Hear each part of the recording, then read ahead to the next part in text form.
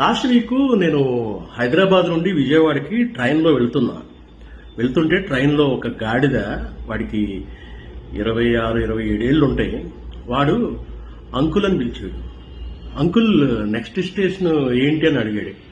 నాకు చిరెత్తుకొచ్చింది. అసలు సమాధానం చెప్పలా, మాట్లాడలా, అసలు నాకు వినపడినట్లే ఉన్నా. అంకుల్ ఏంటి అంకులు?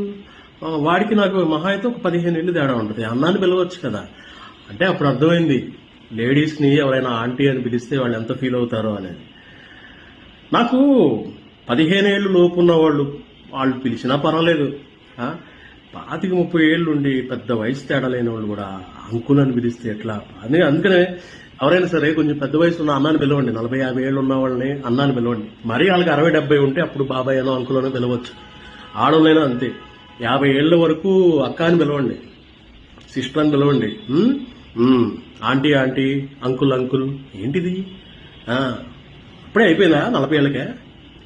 ఇప్పుడు పోనీ ఇలాంటి కళ్ళజోడు పెట్టి కొంచెం పెద్ద తరహా పాత్ర వేస్తే అన్న అందం. మనం ఇంకా బాగానే ఉన్నాం కదా, అప్పుడే అంకుల్ అయిపోయావా?